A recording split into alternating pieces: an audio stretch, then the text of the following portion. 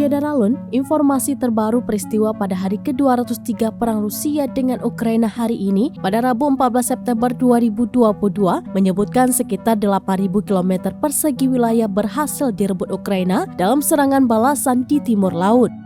Amerika Serikat akan kembali mengirim paket bantuan militer baru untuk Ukraina. Sementara itu, pasukan Rusia terus menyerang sejumlah fasilitas infrastruktur sipil. Ukraina telah mengarahkan pandangannya untuk membebaskan semua wilayah yang diduduki oleh invasi pasukan Rusia setelah mengusir mereka kembali dalam serangan balasan cepat di timur laut. Dalam pidato malam, Presiden Ukraina Volodymyr Zelensky mengatakan sejauh ini sekitar 8.000 km persegi telah dibebaskan. Tampaknya itu semua di wilayah timur laut Kharkiv.